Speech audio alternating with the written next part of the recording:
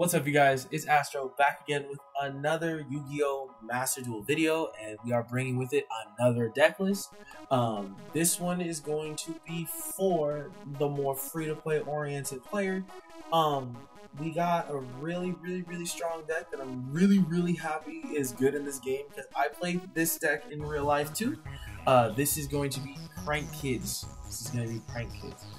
Prank Kids is a pretty linear combo deck that pretty much just wants to end on a board that allows you to get to Prank Kids Battle Butler, and basically you're going to spam the board pretty much. And then with their quick play effects, you're going to be able to have a double Raigeki or a Harpy's Feather Duster, or the ability to make your monsters immune from battle or being destroyed by battle or card effect.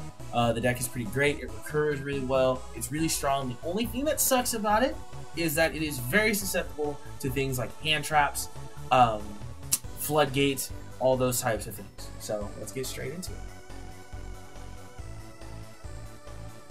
So starting off, I just want to say that this build is going to be different than the build that you guys are going to see in the replays.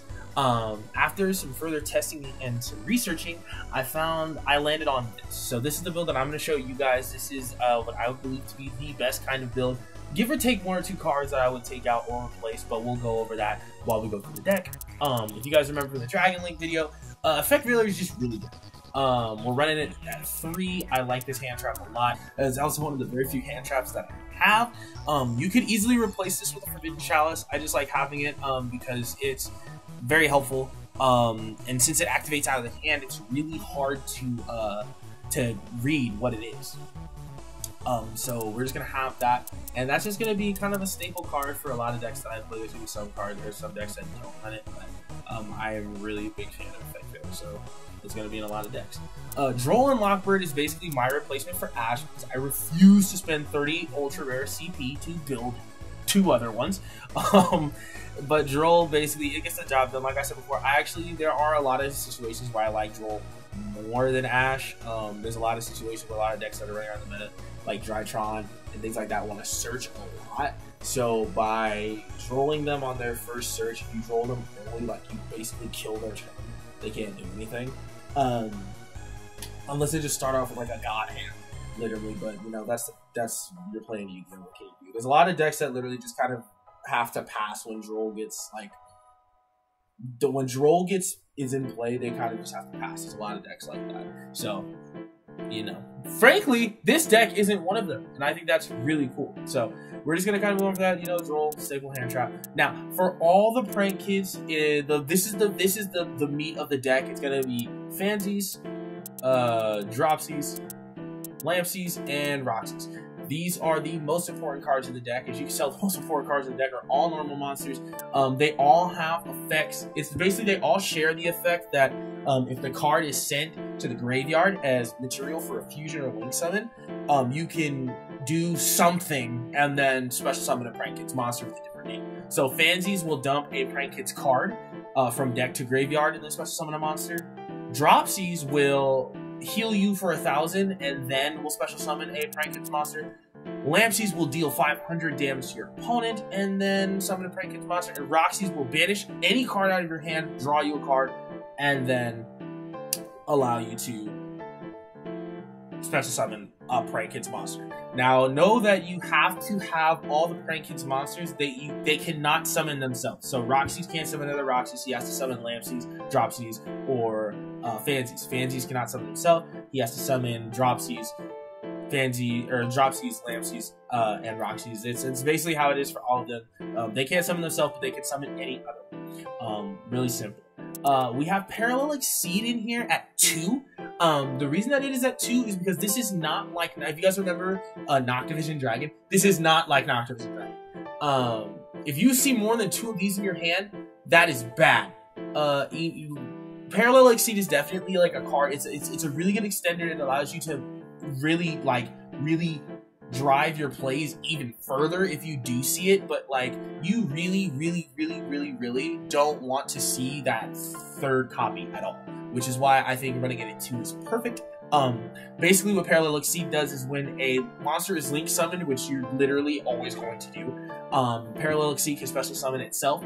to the field that, or to a zone that link monster points to, and then you are going to then have the ability to special summon the other parallel exceed out of the deck, and they're both going to be level 4, and their attack and defense is going to cut in half. Now, the main usage of this is going to be in your opening plays. When you're opening up, you're going to link off one of your Prankins monsters for Meow Meow Mew, which we will get to when we get to the extra deck. Meow Meow Mew is a link 1, and it's pointing down. So Parallel Exceed is going to summon itself to that spot, and then you're going to summon the other Parallel Exceed to the other spot. You're just going to have 2 monsters that are going to be sitting there, and we will go over what that goes into a little bit. Now, I'm running 1 Raigeki. This could really be anything. There's no reason for me to really be running this. Honestly, I really think if I had it, I would run Terraforming to search out the field spell, because that's just basically another Prank-It name, so it'd be another starter, essentially. So that is, it's just here because I don't have anything else, kind of. I don't really feel like running my 1 Solid Judgment and Lightning Storm. I'm not a very big fan of Lightning Storm, I'm gonna be honest with you. I might actually be, I would actually run Feather Duster if I had that too, but like literally this card can be anything. It doesn't hold any like real use in the deck. This is basically you can think of this as a free spot. Like literally you can take it out and put anything in it, it'll be fine. Now, I am also running Polymerization at 2. The reason I am running Polymerization at 2 is because I don't like Polymerization to Brick. I feel like 2 is basically just helps you get your plays extended even further, which like you might see. I don't know if I have any in the replays, but if you see me play Prankins on stream, you'll see that I can actually do a combo video for this deck too, since I have the deck in real life, so I can show you guys like with the actual deck what we would do. But basically this allows you, Polymerization allows you to end with the board to make Battle Butler on your opponent's turn and make Toad on your turn. So you have a negation, and then you have the ability to make Battle Butler. It's really cracked. It's super sick. Monster Reborn, basically just another, you know, it's just another one of those staple cards. You can take it out, and this can be whatever. Whether you would have more space if you wanted to add like Nibiri's, Ashes, things like that. I've had Monster Reborn in the deck just because, like I said before, it's just a filler spot that could literally be anything. So for this, I am running Pot of Avarice. What I have noticed is that this deck can put 5 monsters in the graveyard very, very fast. I think all fusion decks would be safe running Pot of Avarice, just because of the amount of materials that you're normally using. And since this deck is just a really linear combo deck, you know exactly, you kind of just know the path of what you're going to take. It just kind of alternates whether, you know, things like, oh, well, I have Thunder Dragon Fusion in my hand instead of, instead of nothing, or I have Polymerization and Pandemonium with, you know, Lampseas. There's different situations that'll lead you to different boards. But having Pot of Avarice, like, basically it helps you recover your Prankins names that are going to be in the graveyard, so that you never really run out of fuel. Also, it allows you to, in case you do get ashed before you can finish plays, or like something happens, it allows you to return your extra deck monsters back to the extra deck so you can use them again. And it's basically like it just refuels your deck. It's really helpful, and it's actually won me a couple of games. Plus, it's just really good draw power, I think. One of the better draw power pots, I would say. It definitely the least risky. Definitely the least risky. Now, Instant Fusion I have in here. I got really lucky that I pulled this card. Both of your smaller Prankins fusions, not Battle Butler, are both level 5, so they're both able to be targeted by Instant Fusion to be special summoned. And since Instant Fusion is the broken card that it is, you just pay 1,000 life points and you just get to basically fusion summon out a monster, which is nice. And then it can still activate its effect. So it allows you to do things like, instead of going into Rocket Ride with Pandemonium, you can Instant Fusion out Rocket Ride, use its effect, and then Pandemonium into Weather Washer, so you can activate its effect on your opponent's turn to make your monsters immune from being destroyed by battle, I believe it's what it does. We'll see what we get there. Thunder Dragon Fusion is nice. This is a card that can definitely be bumped up if you wanted to run less polymerizations and run Thunder Dragon Fusion.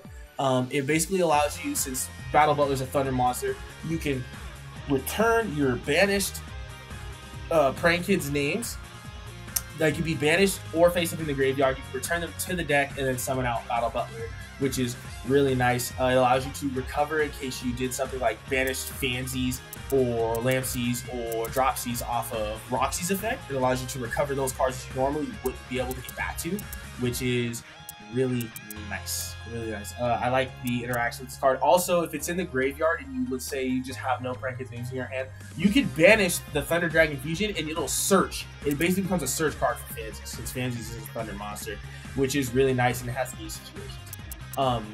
Prank Kids place this card in the TCG is really good. Like I said before, I don't know about the chain block rules in this game yet. I don't know exactly how they work, but this will actually chain block your Prank Kids. So if you are like thinking like, hey, they might have an Ash, and you get up to your Doodle Doo, and you want to say, okay, well, I want to guarantee that I get this, you know, I get this search off or whatever, you can go Chainlink 1 Kid, Chainlink 2 Bird, Chainlink 3 place, and you've effectively chain blocked yourself so that you can't get like Ash or anything like that. The only thing they can do from that point is in-perm you or available, which is super nice. I run this at 3 because once again, it allows you to search out a Prank Kids card when it's first played. So it's essentially another Prank Kids name. So instead of running, how much is that, 3, 6, 9, 12, you're running 15. If you had Terraforming, you'd be running 16. So you have essentially 16 one-card starters, which is amazing, which helps, and it helps a lot with the deck's consistency. This deck rarely bricks, so it's really nice to be able to have that and be able to have that consistency when it comes to your plays. And it allows for a lot of flex space to be put in the deck for cards like Droll, Valor, Pot of Avarice, Ash, Nibiru, all those types of things. In-perm too, which is another really good one that I always forget to mention because I don't have the card. I'd use it if I had it. Now we're running pranks at 2. A lot of people run pranks at 1. This card can be put at 1 if you wanted to. I see no I don't know. I honestly, I couldn't even tell you why I run pranks at 2. I run pranks at 2 in the TCG as well. I just like, I don't know. It's a really good card. It allows you to, it also kind of, it's like a baby Pot of Avarice. Instead of sending back 5 monsters, you send back 3 Prank Kids cards. And then you get to draw a card at the end of your turn. Also has another effect that you can discard a Prank Kids card to summon a Prank Kids token, which is also really sick. When the Brave engine gets in the game, when we can have access to Wandering, I think it's called Wandering Griffin Rider. Prank Kids Pranks plays pretty big because that whole archetype basically plays off of tokens, so being able to make tokens is really nice. But there's nothing really much more behind that card. Honestly, you're going to send it a lot off of Fansies if you're not sending Plan, which is going to be that little trap card over there. We'll talk about Plan when we get there. But you know, that's really kind of just its purpose. It's just kind of there. You use it, it gets you advantage. It's nice, it replenishes the deck. It's really simple. Called by the Grave. Because we hate hand traps over here. Droll doesn't hit you that hard. Honestly, like, this deck can definitely play through Droll and put up a pretty decent board, or give itself the ability to play up a decent board. The only thing that like really cripples the deck is when you get hit by things like Ash Blossom, Ghost Bell. I got caught by Ghost Bell one time and I wanted to cry because nobody plays Ghost Bell in this game. So when it hit me, I was like, ah! But you know, you don't want to get hit by that. You want to try and make sure that, and I run it, obviously I max this card out whenever I can. Combo decks, it's very important that you be able to snipe stuff. Also, it helps because this card, holy crap, can I talk? This card is really effective in dealing with decks like Tri-Brigade or PK. It really allows you kind of just to take advantage. You know, it has multiple uses. It's a really flexible card. And even if you see 2 in one hand, it's not once per turn. So, you know, you can Ash a Valor or you can call a Valor and an Ash at the same turn if you do draw both. It's just really nice. It's just nice to have. It's really good to see, and it's a very effective card both offensively and defensively. So I always try to max this card out, especially in situations where a deck is crippled by hand traps. Nice. Prank Kids Pandemonium. This is the fusion spell. It's a quick play fusion spell, which is really nasty. It allows you to go into your boss monster on your opponent's turn and line up a double Raigeki that you can, in certain situations, make indestructible by battle, and card effects almost, you know, relatively depending on which card or how your board's set up. It's really nice. There's nothing really more to say about this. It's a quick play fusion spell. We love this. Now Plan, I run it at 1 because it's not like the most crazy card, but it does have its uses. It is nice.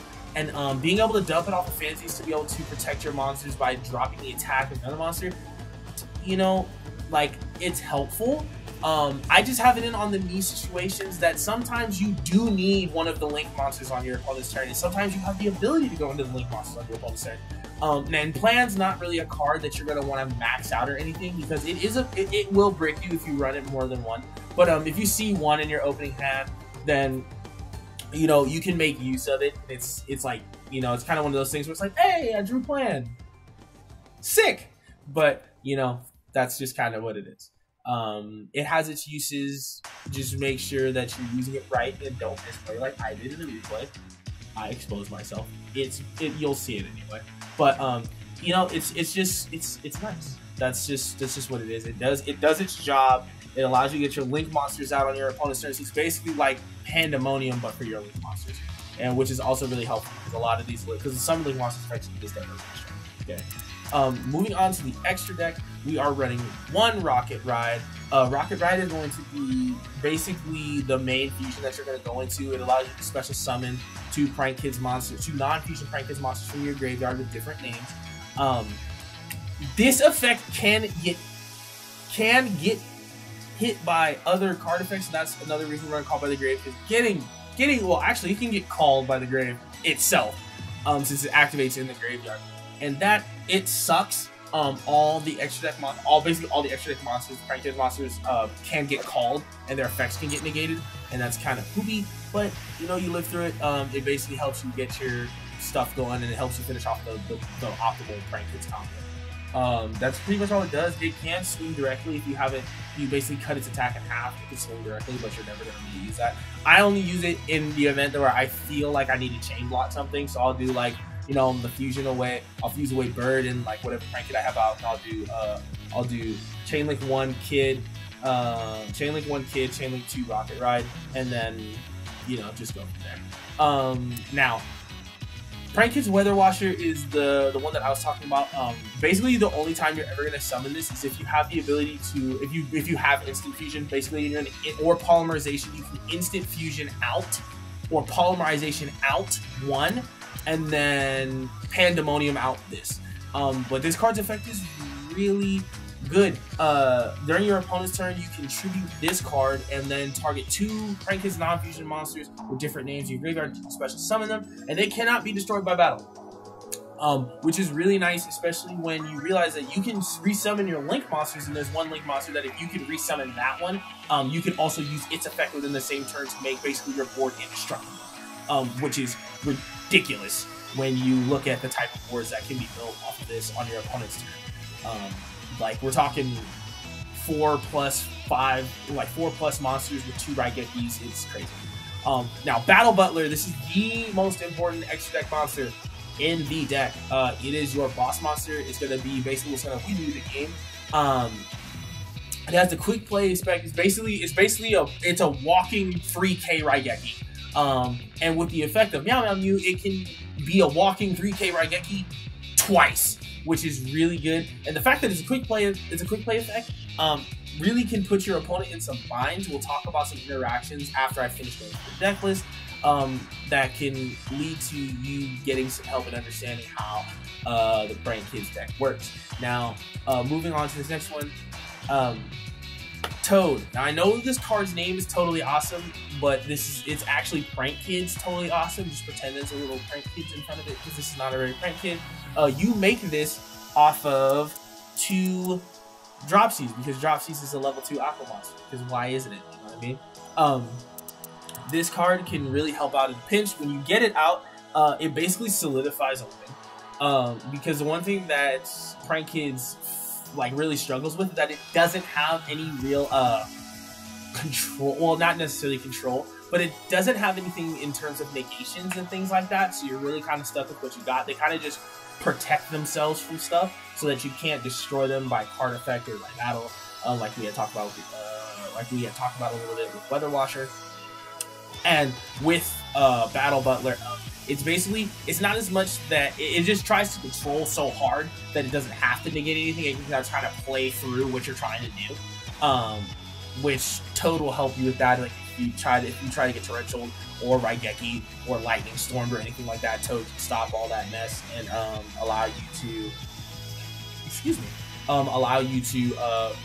you know, kind of just go along business as usual. Now I have Baguska in here. You would make Baguska with both Roxys. I never use this. But it is here. I was thinking about taking it out. Actually, I remember why. The reason why I have Baguska in here is because I don't have a third Meow Meow Mew and I didn't craft it. Now, before all of you guys say, but Astro, you have 245. You can make it right now. I know, I see it. Shut up. I don't want to. Baguska's here. Okay, he's a terribly tired Piper, and he's a really good card. Basically, he's just a really good generic rank 4. And he's basically would be to stall. He would be to stall, and the fact that Prank Kids Monsters effects don't activate on the field, Baguska doesn't negate your own cards, which we will talk about when we talk about alternatives that you can put in the deck. Since they don't activate on field, Baguska can't negate it. So, you know, like if you're playing and you do-doodle or you do-do-dodle-do bird. You bird, and you tribute the bird for its effect. The bird's effect is going to go through because it's in the graveyard when its effect activates. So Baguska has no effect on it. On top of the fact that it's a Link monster, a better example would be like Battle Butler. If you try to Raigeki on your opponent's turn, if you let Battle Butler go to the graveyard, the Raigeki will go through, the special summons will go through, and if it's on your turn, the Rocket Ride effect will go through because they're activated. Moving on to Meow Meow Mew, this is actually one. Now I know I said Battle Butler was the best, but it's actually like 1A, 1B, 1A Battle Butler, 1B Meow Meow Mew, because Meow Meow Mew is actually the reason why Battle Butler is so good. Meow Meow Mew is just like a literal, just regular Blink 1 in the arrow points down, which is what helps so much with Parallel Exceed. And like Meow Meow Mew's effect is that if a Prank Kids monster would tribute itself to activate its effect, you can banish Meow Meow Mew so that it doesn't.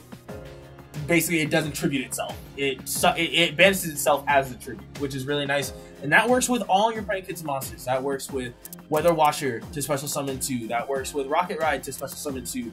That works with, or this is add to hand. No, yeah, this special summon 2. This works with Battle Butler to Raigeki the field. This works with Bow Wow to add 2 cards to hand. This works with Rip Run Rooster to destroy the back row. Like, you know what I'm saying? It basically gives you any effect that you would want to use, not once, but twice. Really nice. Now Doodle, Bird, I'm just going to call it Bird, because I haven't said his name right once this whole entire time.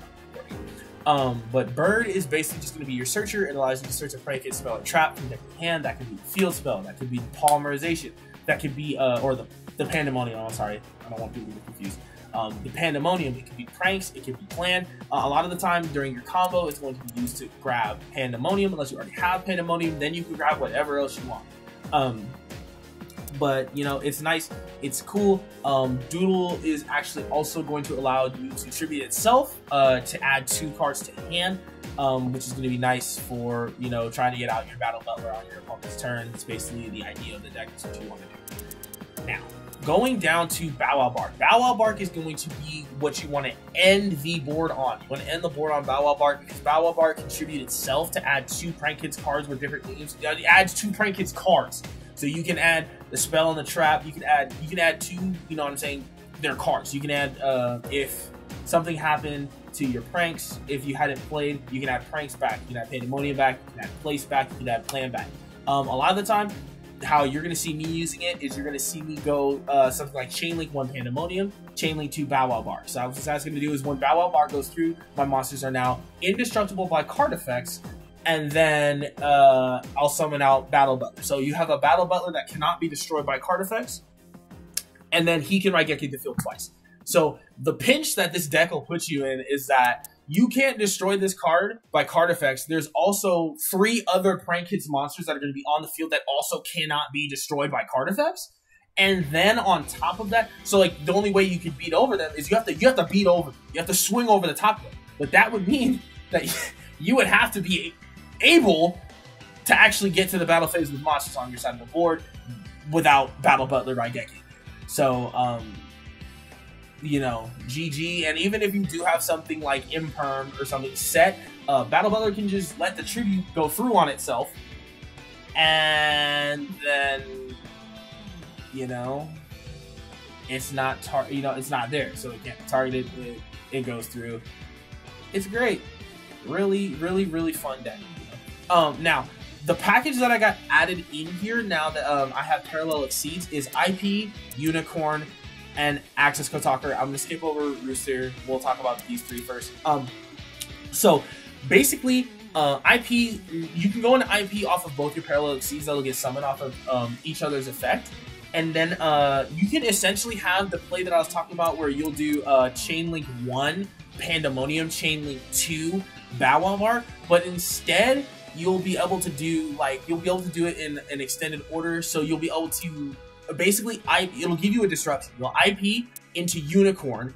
Unicorn, not only will you activate the Prank Kid's effect that you used to, you know, link summon with to go into Unicorn, you'll special summon a monster, which you will be something that'll help you whatever you need to get to Battle Butler. You'll spin a card back, and then you'll get your cards or whatever, and then you'll Pandemonium into this. So you basically disrupt them, you spin a card into the deck, and then you get your Battle Butler out, and then you get all the rest of your monsters.